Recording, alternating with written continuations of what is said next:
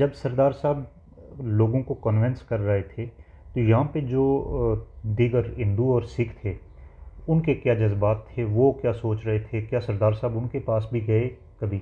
نہیں، ان کے پاس گئے نہیں، اچھا، لیکن وہ چونکہ اتنی چھوٹی منارٹی تھی، اس مطلب پورے ریجن میں 12% تھے. 12% تھے، اور کسی گاؤں میں یعنی 2 یا 4 6 گھر تھے، جی تو ان کو یہ جسارت ہی نہیں ہوئی تھی. البتہ یہی کہ جو سردار ابراہیم کی ایکٹیویٹیز جو ہیں ان کی مخبری کرتے رہے، اور جس طرح سے مہاراجہ تک خبر پہنچی، اور پھر اس میں ان کا رول ہو سکتا ہے، لیکن چونکہ وہ اس کی ریزسٹنس نہیں کر سکتے تھے، ان کی طاقت نہیں تھی، بیچارے بہت بہت معمولی اقلیت تھے. ان کو اگر دمکا کے کہا جاتا ہے کہ علاقے پاکستان کے نعرے لگاؤ تو وہ بھی لگا دیتے، چونکہ ان کی کوئی مائنورٹی تھی. ان کی کوئی قوت نہیں تھی. صحیح. اس کے ساتھ یہ بتائیے گا کہ جو مطلب فسادات ہوئے ہندو مسلم یا سکھ، جب ان کو بھاگنے پہ مجبور کیا گیا تو اس کی بنیادی وجہ کیا بنی؟ جب وہ مائنارٹی میں تھے اور جب وہ اس چیز پہ کنونسڈ تھے کہ جو بھی فیصلہ ہوگا وہ، یا پھر اگر مذہبی بنیاد اس سے پہلے کوئی نہیں تھی؟ مطلب اس سے پہلے تو پرامن ایریا تھا نا. پرامن کیا بہت کوارڈرلی تعلقات تھے، بہت اچھی طرح رہتے تھے، اور یہ ہمارے گھر کے قریب ہی ایک گھر میں اس علاقے کے خاص طور پہ رانٹ، جو سردار ابراہیم کا اپنا گاؤں تھا، وہاں ہندوؤں کے زیادہ گھر تھے، ان کو لا کے جمع کیا گیا، اور اڑاس پڑوس کے ان کو، تو اس گھر کو آگ لگا دی گئی. بہت ان ہیومن مسئلہ تھا، زندہ لوگوں کو جلایا گیا. اور یہ بات جب سردار ابراہیم کی والدہ کو پتہ لگی تو وہ زاروں قطار ہوئی، اس لیے کہ وہ جو ان کے پڑوس میں ہندو تھے ان کے ساتھ ان کا بہت ذاتی قسم کے تعلق تھے، جینا مرنا، خوشی غمی میں ایک دوسرے کا ساتھ دینا. تو یہ میرے خیال میں ایک ایسا المیہ ہے جس کو اس تاریخ کشمیر کی میں ایک سیاہ ترین دبا کہہ سکتے ہیں. مجھے یاد ہے میری نانی سردار ابراہیم سے بہت لڑی. انہوں نے کہا یہ کیا کر رہے ہو، تمہیں شرم نہیں آتی کہ تم ان لوگوں کے گھر؟ انہوں نے کہا نہیں میری ماما، میں نے نہیں کیا، قسمیں اٹھائی. انہوں نے کہا نہیں. انہوں نے کہا اچھا میں ان لوگوں کو سزا دوں گا، یہ کروں گا وہ کروں گا. کچھ آرڈر بھی کیے، کچھ لوگوں کو پکڑا بھی گیا کہ ان لوگوں کو بعد میں سزا دوں گا، یہ کروں گا وہ کروں گا. بہرحال سردار ابراہیم ذاتی طور پہ اس کے حامی نہیں تھے، اور ہونا بھی نہیں چاہیے تھا، لیکن ان کے یعنی جو ہمارے اس وقت کے بزرگ لوگ تھے، بزرگ نسل تھی، ہم تو بچے تھے، سردار ابراہیم جوان نسل تھے، اور ان کی جو بزرگ نسل تھی جس میں سردار صاحب کی امی شامل تھی، وہ نسل اس کے بات کے شدید مخالف تھی. رائٹ. بلکہ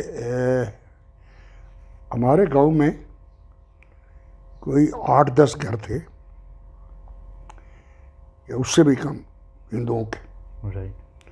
ان ہندوؤں کو ہمارے گاؤں کا ایک جمع دار، جو بعد میں نائب صوبیدار ہے، خان محمد، انہوں نے ان کو وہاں سے نکالا، اچھا. اور ان کو یعنی اس سے پہلے راولہ کوٹ ڈوگرا، جہاں ڈاگرا فوج کا قبضہ تھا، وہاں تک پہنچایا. یہ بات میں نے سنی بھی تھی، اور میں نے بڑا ریسنٹلی کسی ٹی وی پہ وہ جو انٹرویو چھپتے ہیں فیس بک پہ یا کسی طرح سے، ایک کسی وہاں اس گاؤں کے بندے کا تھا، اور اس نے بھی کہا صحیح. کہ ہمیں اس نے، تو مجھے یاد ہے کہ خان محمد خان کو ایک لمبے عرصے تک ہم غدار گنتے رہے اچھا. کہ اس نے ان لوگوں کو بغایا، کہ ان کی جان کیوں بچائی. یعنی اتنا کرمنل. یہ اصل میں پڑھے لکھے لوگ نہیں تھے، تعلیم نہیں تھی جو آج ہے. آج تھوڑی بہت ہی لوگ سمجھتے ہیں، لوگ کو سمجھتے ہیں کہ جی پرانے زمانے کے لوگ بہت اچھے تھے. اتنی بات بھی درست نہیں ہے. تعلیم کے بغیر کوئی اچھا ہو نہیں سکتا. Right. It's not practically possible. تو اس طرح کی حرکتیں کوئی پڑھا لکھا معاشرے میں پڑھا لکھا نوجوان نہیں کر سکتا تھا.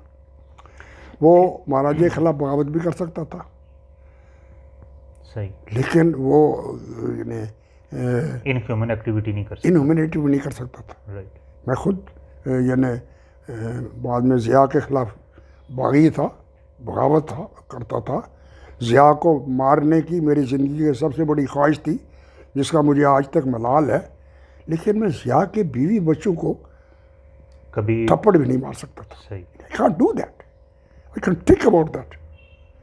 تو یہ ایک زیادتی تھی، اور میں سمجھتا ہوں کہ اس زیادتی کی سزا جو قدرت کی طرف سے ہوتی ہے ابھی تک ہم لوگ بھگت رہے ہیں، اور بھگتنی بھی چاہیے.